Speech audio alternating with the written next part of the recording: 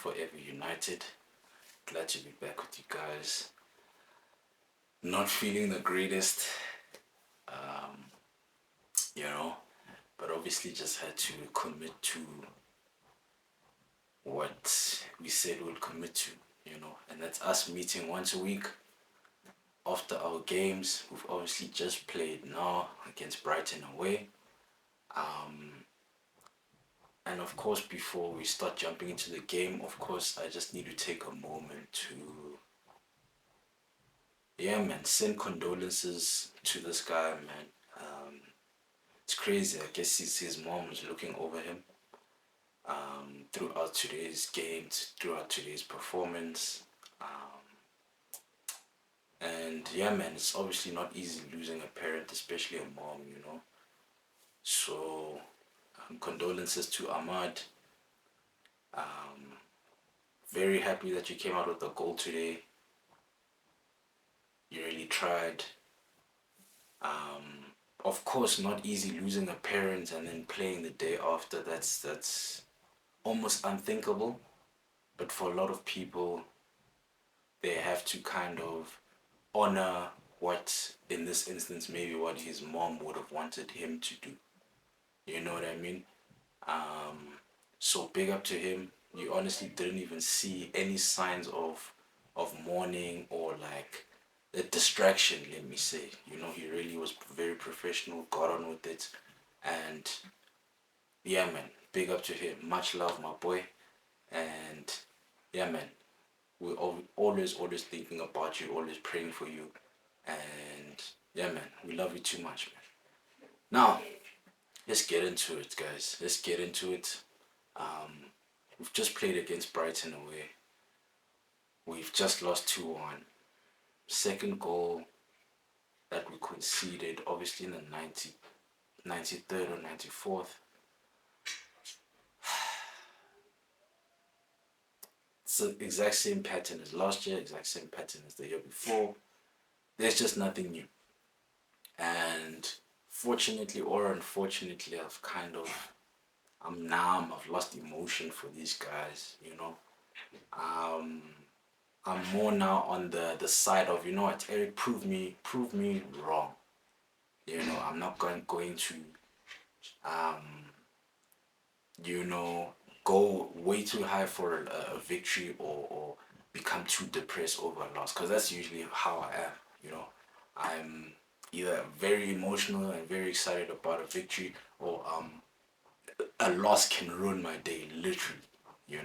So yeah, it's actually the complete opposite for me this season.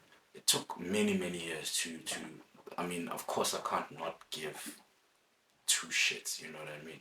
This is my club at the end of the day, and every single week you have hope. As dumb as we can be at times, we have hope that, things will get better next week, and you just love seeing your dudes play.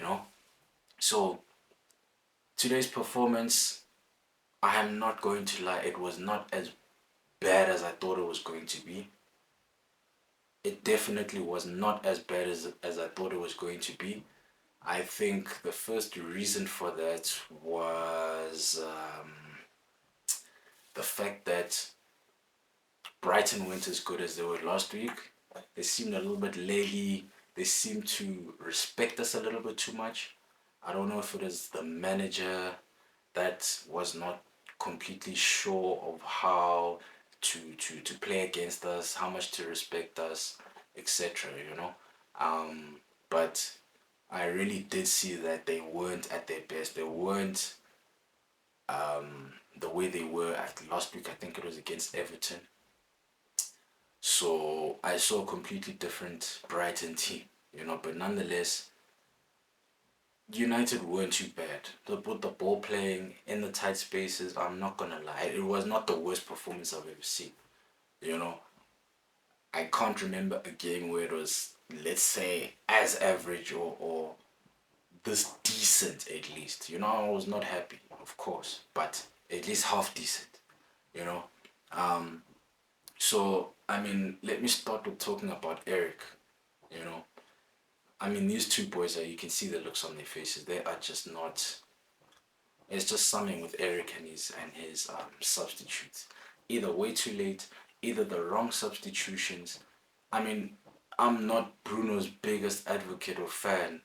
Like, trust me, I'm the hardest on that dude. But for him to get pulled in a game now where we need to at least, we need a moment, whether it's an assist, whether it's a shot from outside goal, whether it's at least trying to put in a corner or something. Of course, assist, but just being involved in the second last pass, or at least being a threat outside the box, because he can chop, we can win the free kick, win a penalty, whatever. I personally did not think, for as hard as I am on Bruno, I'm on his ass every single week. But today was not one of his worst performances. That bad that you could have pulled him then. When it's 1-1, the game is quite tight. You can see now they basically going for broke. I think that was just a bad decision. Number one. Number two, I'm sorry. One of those wingers had to go off earlier. I accept that Ahmad got us the goal. That's maybe where I might have got it wrong, because in my opinion, my view, halftime, I didn't know Ahmad's story, about losing his mom and stuff. So that was very, very, very good of Erik to actually maintain his confidence, on a day like this. But then at least Rashford could have come out. Should have. 45 starts from the tunnel. I'm sorry. Or at most you give him 5 minutes. Like, boy, you have 5 minutes to do something for me. You know. Um, that's just personally, because yeah, man, it wasn't too good. Ahmad, first few minutes he was looking quite good. Quite positive. But without the goal, he just did not have a great performance today. Honestly, today was just a very off day for him. Two opportunities that he should have buried, personally, I think. First one, wrong technique, wrong foot. Beautiful cross by Diogo.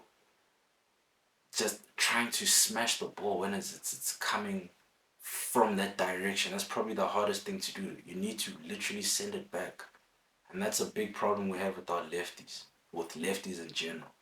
Because I don't think there's anybody else that would have used their right foot if they left foot. Anthony would have probably tried the same thing. So lefties are just kind of one dimensional like that. No offense, but yeah, they're very allergic to using their weak foot, you know. Um, and then what was the second chance with Ahmad? Oh my gosh, the second one was the 3-on-2, I think it was, where he was with Rashford. I can't remember who else is on the right, but it was the three of them. The two were in the middle. Obviously, he was being tracked by one of them, so Rashford is on the outside all alone. Puts in this very, very, very, very terrible pass, which is not in front of him. I mean, that's just a rookie mistake, honestly. Um, but of course, I'm gonna give my boy a pass for today. Kobe, you know how I feel about Kobe. I said it on the first episode. I have nothing to say about this boy. This is one of our best players, if not our best player. Consistency, doing the basics very, very well. I think his technical ability is actually probably the best. We expect it from Bruno, but the output, he doesn't actually produce technical moments. He can't get out of a space where there's three people on it. Bruno kind of has to find a way around, snake behind the defense, sort of create the space for himself. Whereas Kobe, you just give him the ball.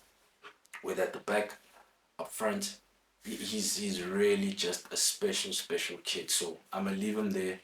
Never ever any complaints. Started off a bit shaky, but yeah, grew into the game a little bit. Nothing to say about my boy. Love him to bits, honestly. I love this boy so, so, so much. Um, and you usually hear about how clubs are building around their top players, and this is our Jude. This is our Jude. And the thing is, he's not loud, he's not trying to be in anyone's face, But this is a guy we really need to build our club around. We need to take this ball, and I heard he's actually gonna sign a new contract soon, which is very, very, very good. So good work, Ineos. Shout out to you guys.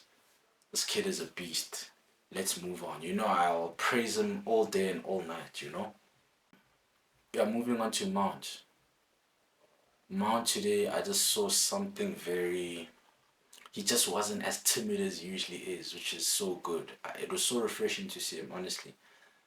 Moving a lot, running a lot, pressing a lot.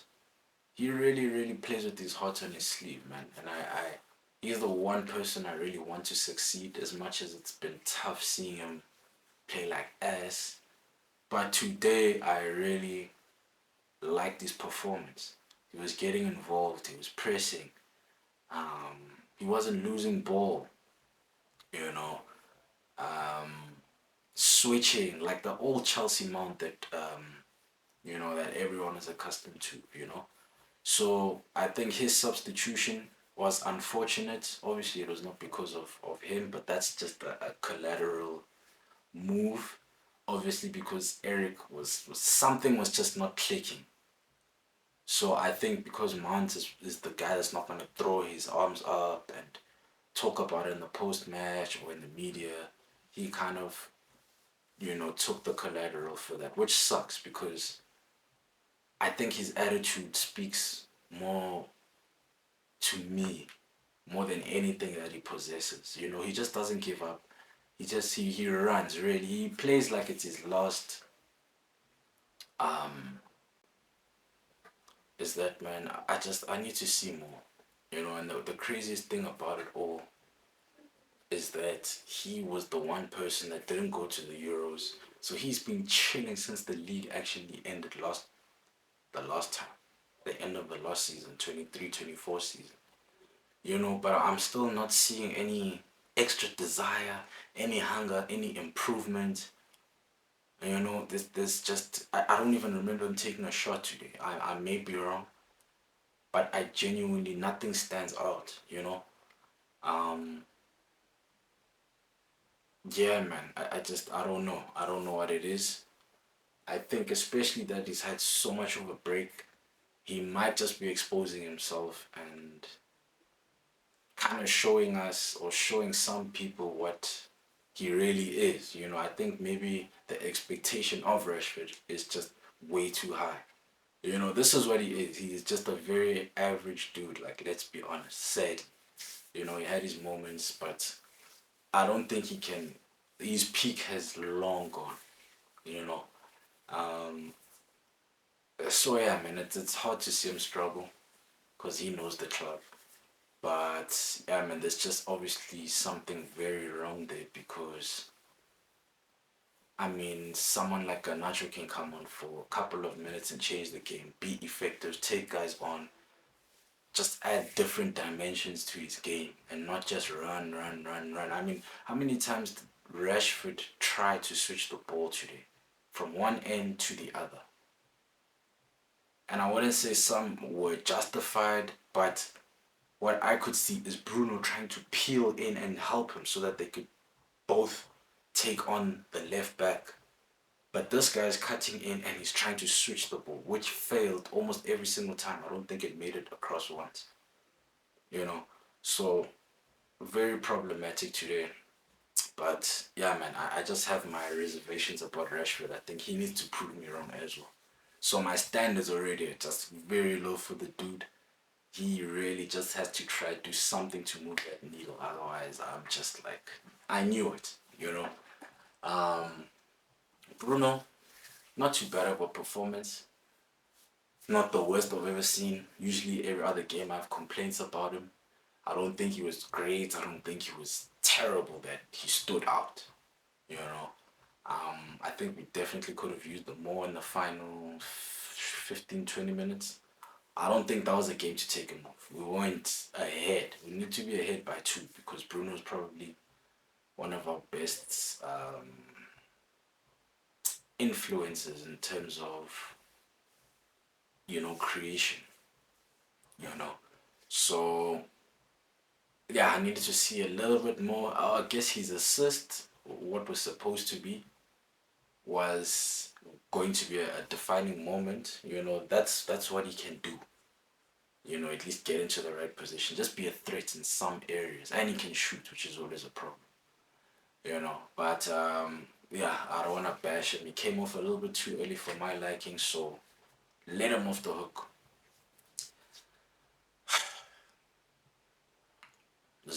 Little Zirk, love this dude, man. As soon as he came on, man, he's just got a different sort of perspective. He trusts himself. Not that Rasmus doesn't, but he's very like almost shy, almost trying to be too like humble, you know. And you just need to be a beast when you're on the pitch. You just need to be a different animal.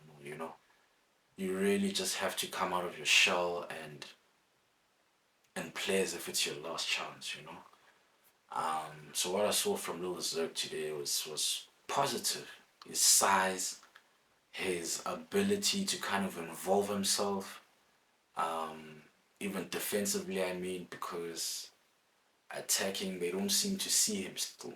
You know, it's weird. I just wonder what these guys practice. Every time the ball's out wide, Zerk is coming. He's hitting that 45-degree round, that angle, for him to hit it while all the defenders are moving towards the keeper. But nobody can identify that. I'm not gonna lie, once we figured things out, because Rasmus is the complete opposite. He's very good at anticipating the tap in. But Zerk, if you watch him, he does not run with the last defender. He always pulls back for that 45-degree cutback. So I mean, I don't even train with the dude, but it just takes one game to literally identify, and they're failing to use such a big guy, man. He's literally 6'4". They did not cross the ball once to him, not once. You know, so that's just a shame, man. That's completely just a shame.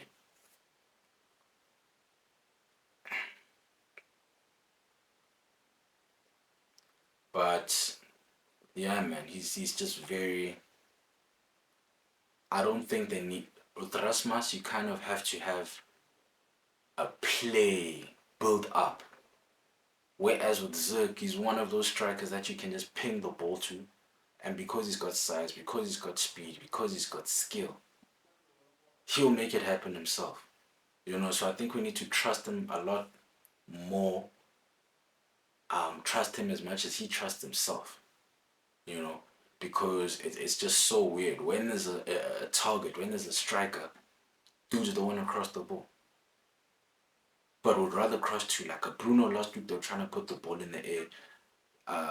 Now with Ahmad trying to put the ball in, beautiful cross by the way by Diogo. But where's that when the striker's there? They literally do the opposite when we've got the weapon up front. But yeah, decent from him. Very unfortunate, obviously, with the offside goal. I mean, damn, bro. Like, put your knee flat, bro. Put your knee flat. You know what I mean? He could have avoided that. I know everything's happening quickly, but like your knee's bent. He literally could have like flattened his leg, against along the line. Like put his leg straight out. Bro. But I guess because it was so fast and maybe he thought it was already over the line.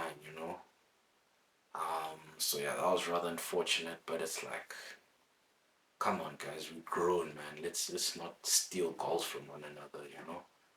Um, it's crazy that that ends up costing us the game, but it is what it is, man. Like the positivity, you could see from the time he was on the bench, he was just like very fidgety, a little bit agitated, just wanting to go. You could tell like now one of these guys need to come off. But what I got from him is he's just a different guy, man. He really before I think he was a little bit too cocky, a little bit too. I don't know, man. He felt himself a little bit too much.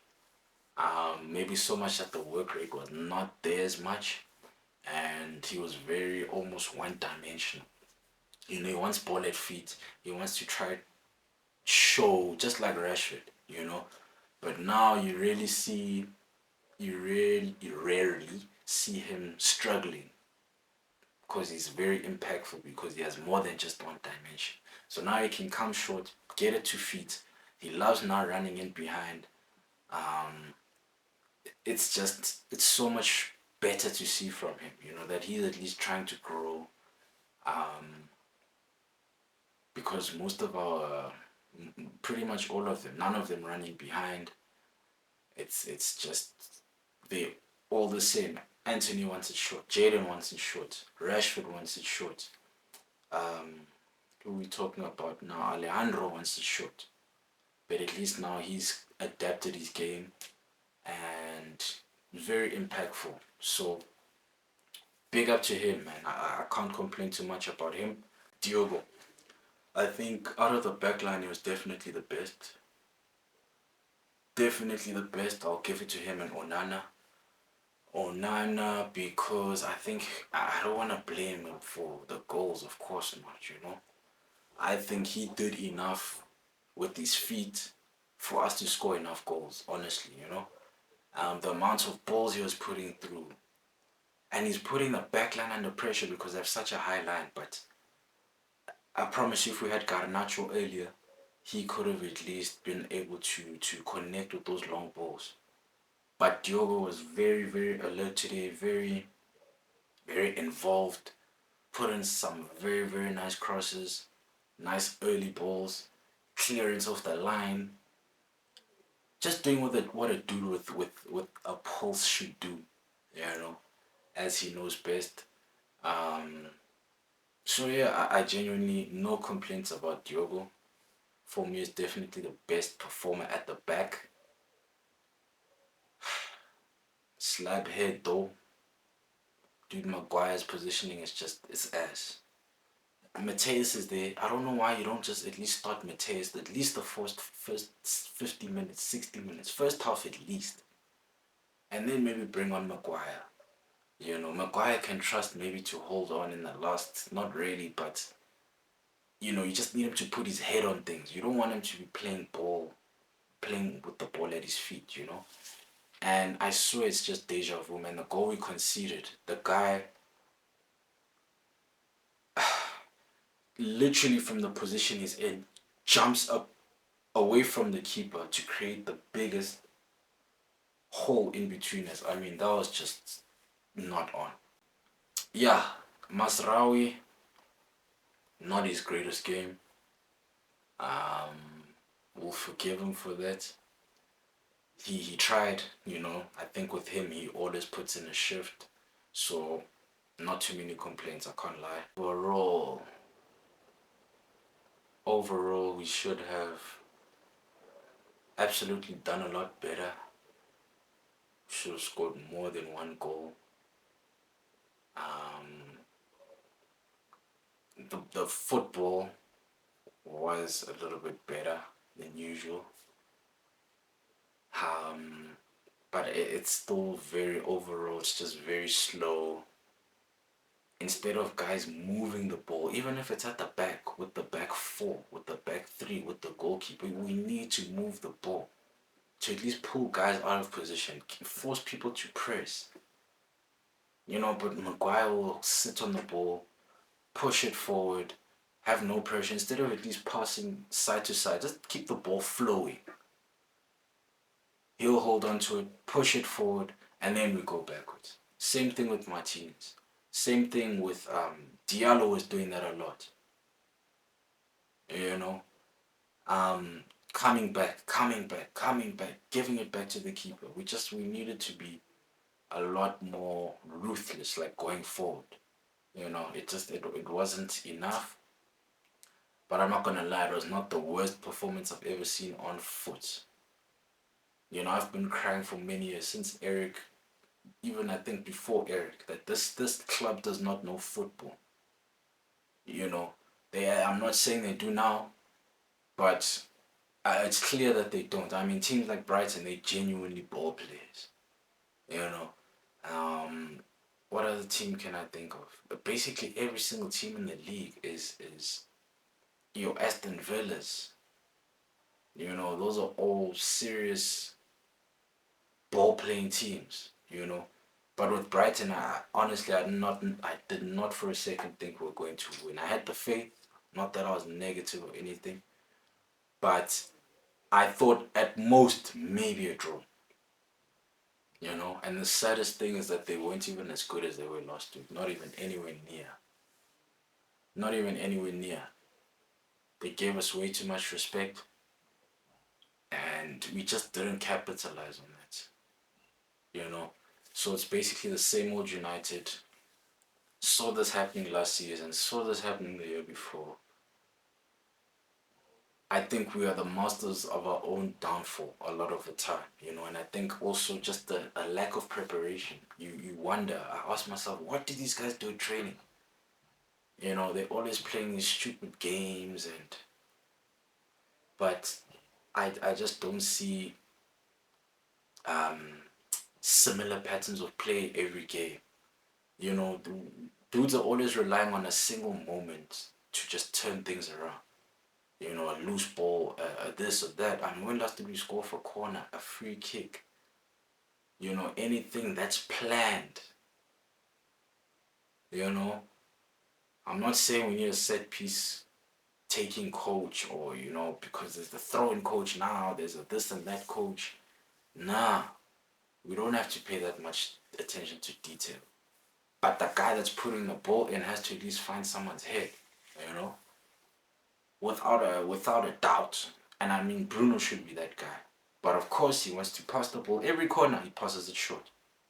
I mean, where did these guys get that from? I do not understand it. They've been doing that for years, since Oli. If they're not making Luke Shaw, when we've got Bruno, Luke Shaw taking corners. I mean, it blows my mind. So they can teach Luke Shaw to take corners, but they can't help Wan-Bissaka cross a ball. Really? And it's not like he can't do it. That's just not his style. He's just a very safe. He's the way defenders are supposed to be. Let the attackers do their thing. We defend. Simple. But yeah, man. Obviously, episode 2 of 38. It's gonna be a long ass season, guys. It's gonna be a long season.